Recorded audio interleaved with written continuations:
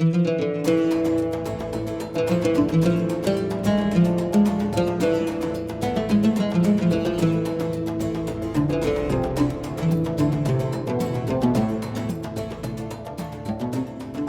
আলাইকুম ওরহমতুল্লাহি অবরাকাতু। সুপ্রিয় দর্শক, প্রাইম ব্যাংক হাসানা ইসলামী ব্যাংকিংয়ের সৌজন্যে সময় টেলিভিশনের বিশেষ আয়োজন ইসলামী অর্থনীতি অনুষ্ঠানে সবাইকে স্বাগত জানাচ্ছি। আমি মুফতি আবদুল্লাহ তামিম। ইসলামী অর্থনীতির বিশেষ এই আয়োজনে আজ আমরা আলোচনা করব এসএমই বা ক্ষুদ্র ও মাঝারি উদ্যোক্তাদের জন্য ইসলামিক ফাইন্যান্সের ভূমিকা নিয়ে। এ বিষয়ে গুরুত্বপূর্ণ আলোচনা করবার জন্য আমার সাথে উপস্থিত আছেন দুইজন সম্মানিত আলোচক। আমার সাথে আছেন বাহরাইনের এওফি সার্টিফাইড শরিয়া অ্যাডভাইজার, আইএফএ কনসালটেন্সির সিনিয়র প্রশিক্ষক ও গবেষক, মালিকুল মুলুক মাদ্রাসার ভাইস প্রিন্সিপাল মুফতি সাজ্জাদুর রহমান। আসসালামু আলাইকুম ওয়া রাহমাতুল্লাহ। এছাড়াও আমাদের সঙ্গে আছেন বিশিষ্ট অর্থনীতিবিদ, বাংলাদেশ ইনস্টিটিউট অব ব্যাংক ম্যানেজমেন্টের অধ্যাপক মোহাম্মদ আলমগীর। আসসালামু আলাইকুম ওয়া রাহমাতুল্লাহি ওয়া বারাকাতুহু। প্রথমে আমরা মুফতি সাজ্জাদুর রহমান আপনার কাছে জানতে চাই, কোরআন সুন্নাহর আলোকে ব্যবসা ও উদ্যোক্তাকে কিভাবে উৎসাহ দেয়া হয়েছে এবং নারী উদ্যোক্তা ও যুব উদ্যোক্তাদের জন্য এসএমই ফাইন্যান্সিংয়ে ইসলামের বিশেষ কোনো দিক নির্দেশনা আছে কিনা এই বিষয়ে একটু আমাদেরকে বলবেন। আসলে ইসলামে ব্যবসার মূল ভিত্তি হচ্ছে হালাল উপার্জন, যেই ব্যবসা অর্থনৈতিক এবং সামাজিক কল্যাণ নিশ্চিত করবে এবং ইসলামের যেই হারাম কম্পোনেন্টগুলো আছে, যেমন রিবা বা ইন্টারেস্ট, আনসার্টেনটি, গ্যাবলিং, সুদ, ঘুষ, প্রতারণা, এই সমস্ত বিষয়কে অ্যাভয়েড করে এবং যে উদ্যোক্তা বিশ্বস্ততা এবং আমানতদারির সাথে ব্যবসা পরিচালনা করবে সেই ব্যবসা অবশ্যই হালাল। রাসূলুল্লাহ সাল্লাল্লাহু আলাইহি ওয়াসাল্লাম ইরশাদ করেছেন যে আমানতদার এবং বিশ্বস্ত সত্যবাদী ব্যবসায়ী কিয়ামতের ময়দানে নবী, শহীদ এবং সিদ্দিকদের সাথে থাকবে। আসলে ইসলামিক যে ফাইন্যান্স বা ইসলামের যে কন্ট্রাক্টসগুলো আছে এগুলো যদি আমরা দেখি, এখানে নারী এবং পুরুষের কোনো পার্থক্য করা হয়নি। পুরুষের জন্য যে মোদারাবা বা মোশারাকা বা পার্টনারশিপ যে সিস্টেমগুলো আছে এগুলোর যে নিয়ম, নারীদের জন্য একই নিয়ম, কিন্তু নারীদের জন্য তাদের নিজস্ব নিরাপত্তা এবং শরিয়া স্বাধীনতা নিশ্চিত করার জন্য ইসলাম কিছু কন্ডিশন বা শর্ত দিয়েছে। এগুলো নারীদের সেফের জন্যই। যেমন 1 নম্বর, কাজের ধরন হালাল হওয়া, নারী যে বিজনেস করবে সেটার প্রোডাক্টগুলো অবশ্যই হালাল হতে হবে। 2 নম্বর, কর্ম পরিবেশ, নারী যে পরিবেশে সে ব্যবসা পরিচালনা করবে সেটা অবশ্যই হালাল এবং শরিয়া যে স্বাধীনতা আছে সেটা মেনটেন করতে হবে। এবং 3 নম্বরে, নারীর যেই সবচেয়ে গুরুত্বপূর্ণ যে রেসপন্সিবিলিটি, সন্তান লালন পালন, স্বামীর খেদমত, এই সমস্ত বিষয়ে ব্যত্যয় যদি না ঘটে তাহলে নারী শরিয়া স্বাধীনতা বজায় রেখে সে ব্যবসা পরিচালনা করতে পারে। এই যুগে যে একজন নারী শরিয়া স্বাধীনতা বা শরিয়া গাইডলাইন ফলো করে হোম বেসড বিজনেস সে কীভাবে ডেভেলপ করতে পারে, কর্পোরেট যে এরিয়াগুলো আছে এখানে কিন্তু অধিকাংশ কর্মজীবী কর্মচারী তারা দুপুরের খাবার কিন্তু বাইরে থেকে সংগ্রহ করে। তো একজন নারী যদি সেই খাবারটা হোম মেড বা তৈরি করে স্বামী বা তার রিলেটিভের মাধ্যমে যদি সেল করে, ক্ষুদ্র ক্যাপিটালে সে কিন্তু ভালো একটা ব্যবসা সে করতে পারবে। আবার যদি কোনো নারী সেলাই কাজ পারে, সে ঘরে বসে চমৎকারভাবে সে নিজে একা বা কয়েকজন মহিলাকে নিয়ে সেগুলো বানিয়ে পুরুষ উদ্যোক্তাদের মাধ্যমে তারা এটা সেল করতে পারে। ইসলামী ব্যাংকগুলোর অর্থায়ন বর্তমান কি অবস্থায় আছে এবং আরেকটা বিষয় যে এই খাতে ইসলামী ব্যাংকগুলো আসলে কিভাবে বিনিয়োগ করে থাকেন এই বিষয়টা একটু বলবেন। এসএমইর ব্যাপারে যেহেতু আমরা বিআইবিএম আছি, অনেক ডাটা তথ্য নিয়ে আমরা কাজ করি। তো আমরা অ্যানালাইসিস করে দেখেছি যে conventional bank and Islami banking যেটা কাজ করছে, ডুয়াল ব্যাংকিং বাংলাদেশে, তো ইসলামী ব্যাংকিংয়ের কন্ট্রিবিউশন ইন এসএমই প্রায় 38%, এবং দেখা গেছে যে আপনার ডিপোজিট মোবিলাইজেশন এখন প্রায় 28%-এ চলে গেছে, বাট ইনভেস্টমেন্টে 28-এর বেশি, 29-30-এর দিকে চলে গেছে। রেমিটেন্সেও কিন্তু ইসলামী ব্যাংক অনেক বেশিতে এগিয়ে আছে, প্রায় 30-35%। তো ইসলামী ব্যাংকের বেশিরভাগ ফাইন্যান্সই মোটিভেটেড টুয়ার্ডস দ্য বাই মুরাবাহ, বাট আইবিবি পিএলসি আরডিএসের মাধ্যমে একটা ফাইন্যান্সিং করে, এটা হচ্ছে অনেকটা মাইক্রো ক্রেডিটের মতো।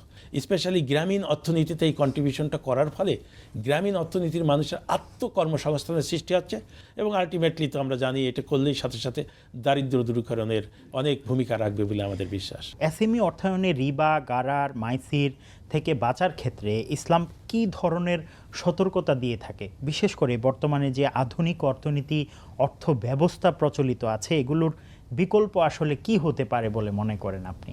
ইসলামিক ফাইন্যান্সের মূল যে ভিত্তি বা মূল বিষয়, মূল টার্গেট, সেটা হচ্ছে জুলুম এবং শোষণ মুক্ত ন্যায় ভিত্তিক ইনসাফ ভিত্তিক এক অর্থায়ন প্রতিষ্ঠা করা এবং ন্যায় ভিত্তিক সুষম বন্টন বা সুষম অর্থনীতি ব্যবস্থার জন্য যেটা সবচেয়ে বড় বাধা বা আমি বলবো বিষ ফোড়া, সেটা হচ্ছে ইন্টারেস্ট বা সুদ, গ্যাবেলিং, আনসার্টেনটি, এই সমস্ত বিষয়গুলো একজন এসএমই উদ্যোক্তার অবশ্যই এই সমস্ত বিষয় থেকে বেঁচে থাকতে হবে।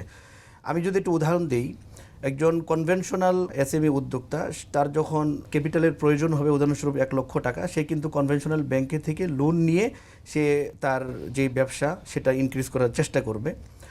এরপর তার যদি লস হয় তাহলে একদিকে কিন্তু তার লস তার সম্পূর্ণ একা বেয়ার করতে হবে, অপরদিকে সুদের কিন্তু গ্লানি তার টানতে হবে। তো দুই দিক থেকে চাপ। তো এটার শরিয়া অল্টারনেটিভ অত্যন্ত চমৎকার, যেটাকে আমরা risk profit loss sharing system বলে থাকি, মোশারাকা, দ্যাট মিনস পার্টনারশিপ বিজনেস। এখানে যদি হয় কনভেনশনাল সিস্টেমের মতো লস হলে একেবারে সে মাঠে মারা যাওয়ার কোনো সিস্টেম নেই এবং একেবারে ফুলে ফেপে বড় হওয়ার কোনো সিস্টেম নেই, সুষম বন্টন, লাভ হলেও দুইজন, লস হলেও দুইজনের। আবার কোনো এসএমই উদ্যোক্তার যদি কোনো অ্যাসেট ক্রয় করার প্রয়োজন হয়, সেখানে কিন্তু শরিয়া মুরাবাহা যে system, that means cost plus profit system, সেখানে সে অতি সহজে ব্যাংকের কাছ থেকে বা ইসলামিক সমিতি বা আত্মীয়র কাছ থেকে এই অ্যাসেটটা সে সহজে সংগ্রহ করতে পারে। তার মানে আমরা এসএমই উদ্যোক্তাদের জন্য শরিয়ার যে অল্টারনেটিভ আছে, সুদের অল্টারনেটিভ, এটা অতি সহজে আমরা কিন্তু এটা কভার করতে পারি। জি, অনেক ধন্যবাদ। অধ্যাপক মোহাম্মদ আলমগীর, আপনার কাছে জানতে চাই, ক্ষুদ্র ও মাঝারি উদ্যোক্তারা অর্থায়ন পেতে কি ধরনের বাস্তব বাধার মুখে পড়েন? যে বাধাগুলো আসে, প্রথম কথাই হচ্ছে এসএমই উদ্যোক্তারা খুব স্বল্প পুঁজির থাকে, তার ফলে তারা কোনো ধরনের জামানত দিতে পারে না। অনেক সময় যদি নারী উদ্যোক্তা যায়, তাদের কোনো স্থাবর কোনো সম্পত্তিও থাকে না, তারপরে তাদের কোনো ক্যাপিটাল না থাকার ফলে জামানতবিহীন লোন দেওয়ার চেষ্টা করতে হয়। তো ইসলামী ব্যাংক যেগুলো কনজারভেটিভ ব্যাংকিং করে, তারা কিন্তু এই দিকে এগোতে চায় না। কিন্তু আজকাল কিছু কিছু ইসলামী ব্যাংক, আমি আগেও বলেছি যে আইবিবি পিএলসি চেষ্টা চালাচ্ছে 50 লাখ টাকা পর্যন্ত অ্যাটলিস্ট জামানতবিহীন লোন দেওয়ার জন্য, এবং এটার এগেনস্টে অন্যান্য ব্যাংকগুলো এগিয়ে আসছে। তারা আবার অন্য সিস্টেম আসতেছে, তারা ডিজিটাল ব্যাংকিং অটোমেশনের মাধ্যমে প্রসেসিংটা খুব সহজতর করছে বিনিয়োগের, এবং খুব সহজেই যাতে বিভিন্ন মোবাইল ফাইন্যান্স যে সার্ভিসেস ইনফরমেশনগুলো আছে, প্লাস তার যে বিভিন্ন ধরনের ইউটিলিটি বিল আছে, এই সমস্ত তথ্যগুলোকে অ্যানালাইসিস করার পরে তাকে এই এক ধরনের বিনিয়োগ বা ফাইন্যান্সিং দেওয়ার চেষ্টা করছে, এবং কিছুটা আছে গ্রুপ লেন্ডিং করার চেষ্টা করছে, থার্ড পার্টি গ্যারান্টি অথবা তার পার্সোনাল গ্যারান্টি নিয়েও কিছুটা দেওয়া হচ্ছে। এতে হয় কি, একজন গ্যারান্টার হচ্ছে আরেকজনের লোনের ক্ষেত্রে বা বিনিয়োগ বা ফাইন্যান্সিংয়ের ক্ষেত্রে, সাথে সাথে এইভাবে আবার জামানতবিহীন দিলে সাথে সাথে ক্রেডিটটা নিতে পারছে, যেটা ফাইন্যান্সিং বা ইনভেস্টমেন্ট বলছি। আবার দেখা যাচ্ছে যে অনেক সময় এই লোনগুলো অনেক সময় একদম টোটালি জামানতবিহীন দিয়ে পর্যাপ্ত মনিটরিংয়ের রাখা হচ্ছে, যেটা বললাম আরডিএস, রুরাল ডেভেলপমেন্ট স্কিম, যেটা আইবিবি পিএলসি করছে। তো এইভাবে এই বাধাগুলো অতিক্রম করার একটা উপায় তারা বের করে ফেলেছে। অ্যাপার্ট ফ্রম দিস, তারা কিছুটা যেহেতু ওই কিছুটা বাই মুডে আছে, ক্রয় বিক্রয় মধ্যে, এখন যদি তারা পিএলএস মুডে, লাভ ক্ষতি অংশীদারিত্ব মুড বলি আমরা, যে এই মুডে হচ্ছে মুদারাবা মুশারাকা, এই মুডে যদি তারা ফাইন্যান্সিং করে, তাহলে দেখা যাচ্ছে উদ্যোক্তার ব্যবসায়িক নলেজটাকে পুঁজি করে সে মুদারাবা ভিত্তিতে ফাইন্যান্স করছে, মানে পুরো টাকাটাই ব্যাংক দিচ্ছে, এবং উদ্যোক্তা তার যে ব্যবসায়িক যে এক্সপার্টিস আছে সেটি ইউজ করে ব্যবসা করছে। এটা একটা মুশারাকার মাধ্যমেও করতে পারছে, সেখানে উদ্যোক্তার কিছুটা ইনভলভমেন্ট থাকে, ব্যাংকের ইনভলভমেন্ট থাকে, এবং আলটিমেটলি লাভ ক্ষতি অংশীদারিত্বের মাধ্যমে এবং ঝুঁকি কিছুটা কমানোর মাধ্যমে উদ্যোক্তা আস্তে আস্তে সাস্টেনেবল উদ্যোক্তা হওয়ার দিকে এগিয়ে যাচ্ছে। অনেক ধন্যবাদ স্যার। এই পর্যায়ে মুফতি সাজ্জাদুর রহমান, আপনার কাছে জানতে চাই, বর্তমান বা ভবিষ্যতে এসএমই খাতে ইসলামী ফিনটেক ও ডিজিটাল প্ল্যাটফর্ম ব্যবহারে কি কি শরিয়া চ্যালেঞ্জ আসতে পারে বা আসছে বলে আপনি মনে করেন? ইসলামিক ফিনটেক বা ডিজিটাল প্ল্যাটফর্ম বা ই কমার্সে যে সমস্ত চ্যালেঞ্জগুলো রয়েছে, মোটা দাগের যে চ্যালেঞ্জ একজন এসএমই উদ্যোক্তাদের জন্য, এক নম্বরে আমরা আলোচনা করতে পারি যে পণ্যের হালাল হারাম। একজন কনভেনশনাল মাইন্ডের যে বিজনেসম্যান আছে, উনি ব্যাংক থেকে লোন নিয়ে দোকানে বা যদি ছোট্ট মুদির দোকান আমরা চিন্তা করি, সেখানে বিড়ি, সিগারেট বা এই সমস্ত নিষিদ্ধ বিষয়গুলো সে রাখতে পারে। রাখার পর এখান থেকে যখন তার একটা লাভ আসবে, তো আমার ইসলামিক যে উদ্যোক্তা আছে সে হয়তো মনে করতে পারে যে এই লাভটা আমি করতে পারছি না। আমি তাদেরকে সূরা তালাকের 2 নম্বর আয়াতকে স্মরণ করিয়ে দিতে চাই। আল্লাহ রাব্বুল আলামিন বলেছেন, যে আল্লাহকে ভয় করবে, আল্লাহ তার জন্য পথ খুলে দিবেন এবং এমন জায়গা থেকে রিজিক দিবেন যে সে কল্পনাও করতে পারে না, এবং যে আল্লাহর উপর ভরসা করবে, আল্লাহ তার জন্য যথেষ্ট। তো যখন সে হালাল অ্যাভয়েড করবে, অবশ্যই আল্লাহ তার জন্য রিজিকের দ্বার খুলে দিবেন। এবং আমরা বাস্তবেই দেখছি যে ইউরোপ সহ বিভিন্ন অমুসলিম কান্ট্রিতেও হালাল পণ্যের ডে বাই ডে এটার চাহিদা ইনক্রিজ হচ্ছে, কারণ তারা মনে করে যে হালাল পণ্য এটা পিওর। তো সেই হিসেবে আপনি যখন হালাল পণ্য গ্রাহকদেরকে দিতে থাকবেন, একদিন না একদিন তারা যখন বুঝতে পারবে যে আপনার কাছে পিওর পণ্য পাওয়া যায়, হালাল পণ্য পাওয়া যায়, তো তারা আপনার দিকে অবশ্যই ভিড়বে। 2 নম্বর যে চ্যালেঞ্জটা সেটা হচ্ছে যে অনেক সময় কনভেনশনাল ওয়েতে যে সহজে লোন পাওয়া যায়, এটা ইসলামিক যে উদ্যোক্তা আছে সে তো সুদী যেতে পারবে না। আরেকটা বিকল্প হতে পারে যে ইসলামিক সমিতি আছে অথবা তার রিলেটিভ আছে, তাদের কাছ থেকেও সে ছোট পরিসরে টাকা নিয়ে, ক্যাপিটাল নিয়ে সে কিন্তু ব্যবসা রান করতে পারে। এবং যখন সে ডে বাই ডে ব্যবসাটা ইনক্রিজ করবে, একটা পর্যায়ে কিন্তু তার নিজেরই ক্যাপিটাল হয়ে যাবে, এরপরে তার আর লোন লাগবে না। তো এই জন্য ক্ষুদ্র পরিসরে হলেও আমার মনে হয় কনভেনশনাল দ্বারস্থ না হয়ে আমরা ইসলামিক ওয়েতে যদি ব্যবসাটা রান করতে পারি, এটা ইনশাল্লাহ আল্লাহ বারাকা দিবে। 3 নম্বর আরেকটি চ্যালেঞ্জ হচ্ছে যে কনভেনশনাল মাইন্ডে যারা, তারা কিন্তু ব্যবসা যখন ডিজিটাল প্ল্যাটফর্মে যখন তারা ব্যবসা মার্কেটিং করে, তখন কিন্তু তারা বিভিন্ন ফ্যাক বা বিভিন্ন মিথ্যা প্রচারের মাধ্যমে কিন্তু তাদের ব্যবসাটা ফুলিয়ে ফাঁপিয়ে তুলতে চায়। তো ইসলামিক যেই এসএমই উদ্যোক্তা আছে সে মনে করতে পারে যে আমি এগুলো না করার কারণে আমার ব্যবসাটা তো ইনক্রিজ হচ্ছে না। তো ইসলামিক উদ্যোক্তাকে আমি বলবো যে আপনি বিশ্বস্ততা এবং আমানতদারির সাথে ব্যবসা পরিচালনা করেন। গ্রাহক যখন বুঝতে পারবে যে আপনার কাছে সঠিক এবং খাঁটি এবং বিশ্বস্ততার সাথে আপনার ব্যবসাটা উনি বুঝতে পারবে, তখন কিন্তু আপনার কাছে গ্রাহকরা অবশ্যই আসবে এবং ইনশাআল্লাহ ব্যবসা আল্লাহ তাআলা বারাকা দিবে।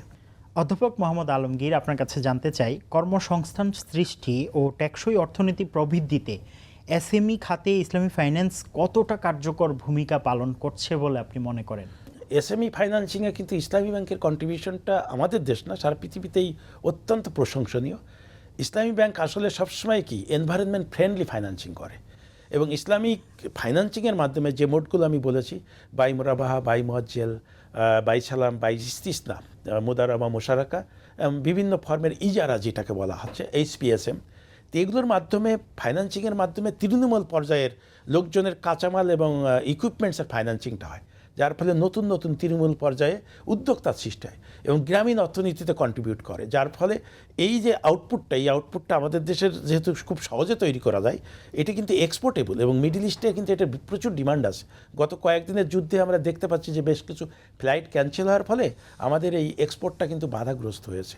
তো আশা করা যায় যুদ্ধটা থেমে গেলে এটা আবার দ্বিগুণ গতিতে বৃদ্ধি পাবে এবং সাথে সাথে এটি হবে। এবং আমাদের ইসলামী ব্যাংকগুলো যেহেতু শরিয়া পদ্ধতিতে দিচ্ছে, তারা যেহেতু লাভ ক্ষতির ভিত্তিতে দিচ্ছে, কাজেই অনেক সময় যেহেতু মুদারাবার পদ্ধতি দিচ্ছে, এই জন্য অনেক সময় নতুন উদ্যোক্তার যে ঝুঁকিটা থাকে ওইটা কমে যায় এবং লং টার্মে সে কিন্তু একজন ভালো উদ্যোক্তা হিসাবে তৈরি হয়।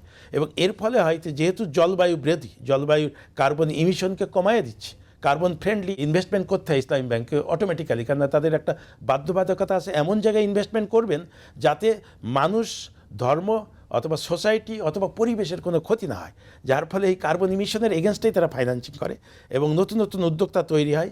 এবং গ্রামীণ অর্থনীতিতে করার ফলে আমি আগেও বলেছি যে গ্রামীণ মানুষগুলো আর শহর অভিমুখী হবে না, তার ফলে সারা বাংলাদেশেই মানুষের যে ডিস্ট্রিবিউশন সেটা কিন্তু অনেকটা এক্সপেক্টেড পর্যায়ে থাকবে, যে শহরমুখী হওয়ার ফলে শহরে মানুষের চাপটা বেশি, গ্রামে মানুষ ফাঁকা হয়ে যাবে, এমন না।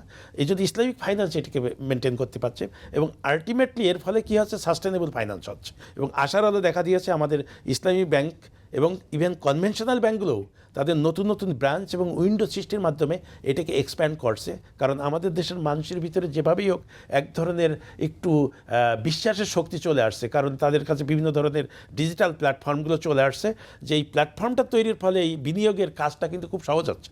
আর বর্তমানের প্রজন্ম কিন্তু ডিজিটাল প্ল্যাটফর্মটাই পছন্দ করে এবং এটার প্রসেসিং খুব সহজ এবং তারা খুব কম খরচে সহজভাবেই টাকাটা বিনিয়োগটা পেয়ে যায়।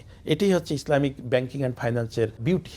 নারী উদ্যোক্তা যারা আছে তারা যখন নাকি এসএমইতে বা এসএমই ছাড়িয়ে একটু বড় উদ্যোক্তা হতে চায়, তাদের ক্ষেত্রে আসলে কি ধরনের বাধা আসতে পারে বা তারা কিভাবে নিজেদেরকে ইসলামী ফাইন্যান্সের ক্ষেত্রে বড় আকার ধারণ করতে পারে বলে আপনি মনে করেন? জি, একজন নারী উদ্যোক্তা যদি সে লার্জ স্কেলে তার বিজনেসকে রান করতে চায়, তাহলে তার জন্য অত্যন্ত চমৎকার একটি অল্টারনেটিভ হচ্ছে শরিয়া Mudaraba, that means trusted partnership system.